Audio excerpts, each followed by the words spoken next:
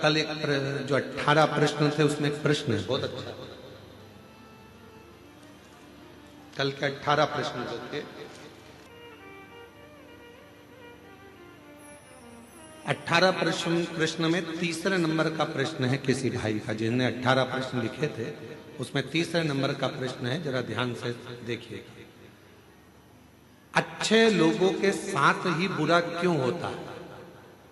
18 प्रश्न में से एक प्रश्न तीसरे नंबर, अच्छे लोगों के साथ ही बुरा क्यों होता है और अच्छे लोग इस संसार से जल्दी क्यों चले जाते हैं?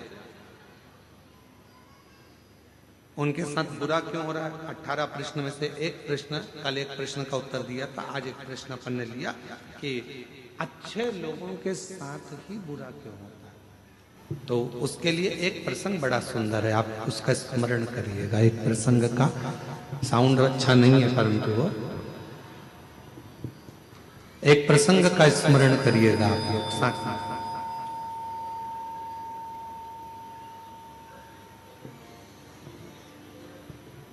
एक बार भगवान नारायण और देवऋषि नारद दोनों भ्रमण करने के लिए चले, दोनों घूमने के लिए पृथ्वी पर आ गए और भ्रमण कर रहे थे मृत्युलोक में। घूमते घूमते घूमते घूमते एक सेठ जी के दरवाजे पर, और सेठ जी के दरवाजे पर दोनों ने ब्राह्मण का रूप रखा, और ब्राह्मण का रूप रखकर देवऋषि नारद जी ने भगवान विष्णु जी से कहा कि मुझे बहुत तेज प्यास लग रही है, प्रभु चलो, बहुत पानी पीने का मन कर रहा है, चलो कहीं चलते हैं।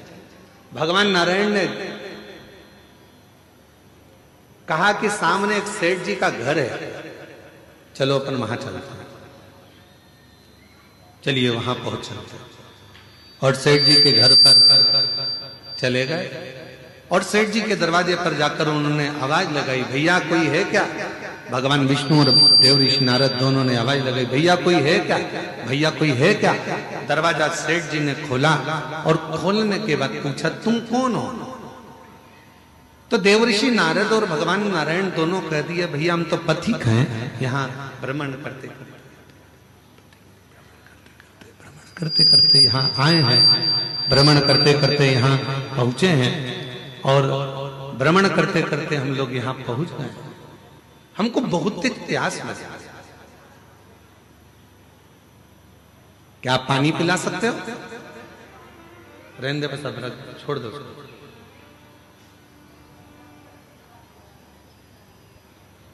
क्या आप हमें पानी पिला सकते हो?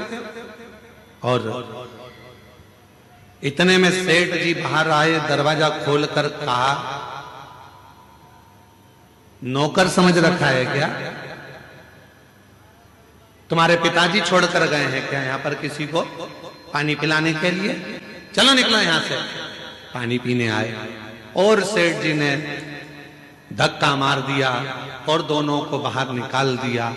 देवऋषि नारद ने भगवान विष्णु से कहा, इसको धन का अहंकार बहुत ज्यादा, श्राप दे दो इसको कि पूरा बर्बाद हो जाए।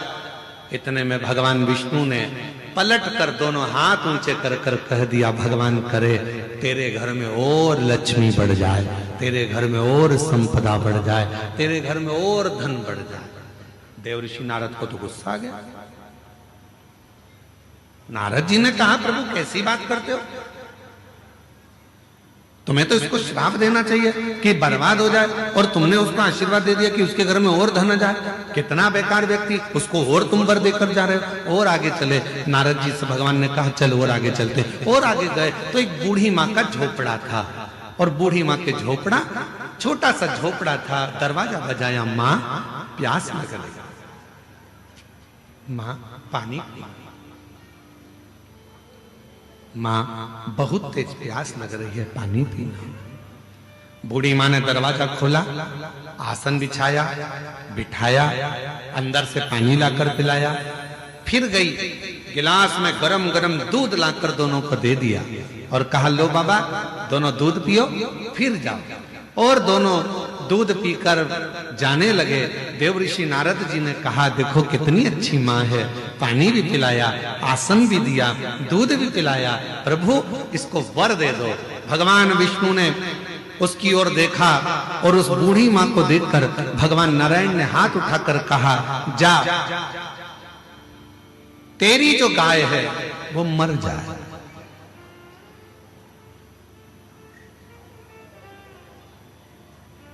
जिस गाय का तूने दूध पिलाया, तेरे पास जो गाय है वो मर जाए। अब तो नारद जी को बहुत क्रोध आया।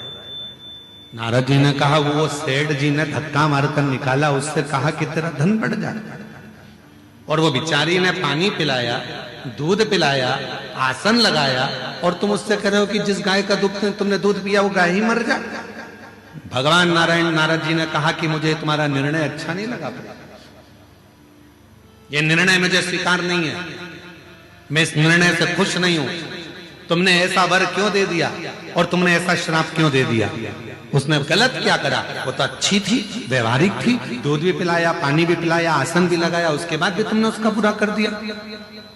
तीसरे नंबर का प्रश्न है, किसी ने करा 18 प्रश्न में से तीसरा प्रश्न है कि अच्छा करने वाले के साथ बुरा क्यों होता है? उसका उत्तर इस कथा में है, इस कथा के संवाद में है। भगवान देव ऋषि नारद ने भगवान विष्णु से कहा, तुमने ठीक नहीं करा, तुमने उसको, उसकी गाय बिचारी उसी के सहारा था और तुमने उसको मरने का कर दिया। मरने? हाँ, क्यों? भगवान कहने लगे, सुनो देव ऋषि नारद, मैंने सेठ जी के यहां लक्ष्मी बढ़ने का वर इसलिए दिया क्योंकि सेठ धन के अहंकार में तुम्हें और मुझे धक्के मारकर निकाल दिया। सेठ के यहां लक्ष्मी बढ़ेगी और वो लक्ष्मी के लोभ में इतना पड़ा रहेगा, इतना पड़ा रहेगा उस माया के लोभ में, कि मरने के बाद वो सांप बन जाएगा और उसी धन के आगे पीछे घूमता रहेगा सांप बनकर। और मैंने वो बूढ़ी मां जो मेरा भजन करती है, पथिकों की सेवा करती है, उसको, उसके घर की गाय को मरने का इसलिए कहा क्योंकि नारद, वो बूढ़ी मां कुछ दिन में मरने वाली है, उसकी उम्र पूरी हो गई, वो मरने वाली है, पर उसके घर में कोई नहीं है। वो दिन रात अपनी बुद्धि में उलझी रहती है कि मेरी गाय का क्या होगा, मेरी गाय का क्या होगा, मेरी गोमाता का क्या होगा, मैं मर जाऊंगी तो मेरी गाय कौन रखेगा, मेरी गाय को कौन पालेगा, इसको चारा कौन देगा, इसको पानी कौन देगा। इसलिए मैंने एक काम कर दिया कि उसको कह दिया कि तेरी गाय मर जाए। अर्थात इस बूढ़ी माँ ने हमें जल पिलाया, इस बूढ़ी माँ ने हमें दूध पिलाया, इस बूढ़ी माँ ने हमें आसन दिया, तो फर्ज मेरा है कि ये जब मरे तो इसकी बुद्धि में गाय ना रह जाए, नहीं तो मरने के समय पर जो याद रहता है उसी की योनि मिल जाती है, फिर वो उसमें भटकेगी, फिर 84 के चक्कर में पड़ेगी। और अगर वो गाय चली गई और उसकी बुद्धि में वो गाय नहीं रही और जब वो प्राण त्यागेगी तो वो मुझ में समा जाएगी, बैकुंठ आ जाएगी, फिर वो भटकेगी नहीं, फिर वो इधर उधर नहीं जाएगी। अभी हमको लग रहा है कि भगवान ने हमारे साथ बुरा करा। लोग कहते हैं अच्छे लोगों के साथ बुरा क्यों होता है, पर याद रखना अच्छे के साथ बुरा इसलिए होता है कि भगवान उसको पकड़कर अपनी मंजिल तक ले जाना चाहता है। बुरा इसलिए हो रहा है कि भगवान उसको संभालना चाहता है। बुरा इसलिए हो रहा है क्योंकि वो उसको हाथ पकड़कर उसकी मंजिल तक पहुंचाना चाहता है। आप उसको समझते नहीं, बस अपनी बुद्धि से लगे और कह दिया बेचारा कितना अच्छा था, मंदिर जाता था, एक लोटा जल चढ़ाता था। कई लोग कहते अरे गुरुजी हम मंदिर गए, हमने भगवान को जल चढ़ाया, भगवान की सेवा करी, भगवान का स्मरण करा, उसके बाद मेरा एक्सीडेंट हुआ, मेरा हाथ टूट गया। अच्छा हुआ कि तूने जल चढ़ाया और हाथ टूटा, नहीं तो उस समय पर तो तेरे प्राण जाने का समय था। पर बड़े तलवार की नोक को भगवान ने सुई की नोक पर निकाल दिया और तेरे हाथ को तोड़कर उस समय की काल घटना को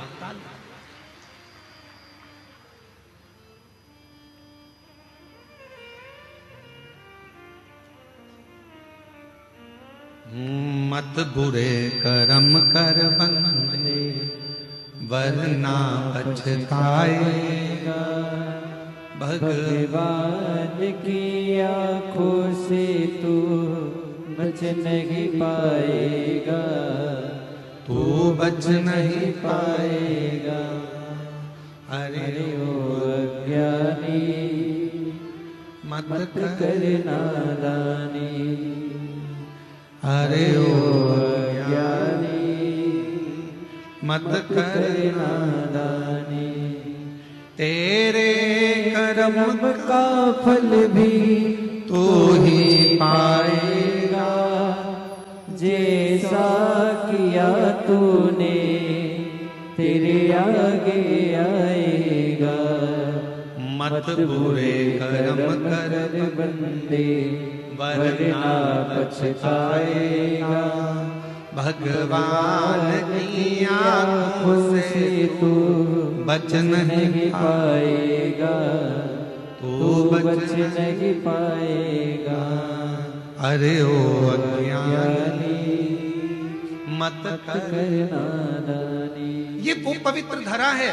शिव महापुराण की कथा कहती है, शंकर भगवान का चरित्र कहता है, शिव तत्व कहता है। यहाँ हमारा शास्त्र वर्णन करता है कि शिव को पहचानना, शंकर को जानना बहुत कठिन है। शिव गुरु कब आता है, कब जाता है, कब कृपा करता है, किसी को मालूम नहीं पड़ता है।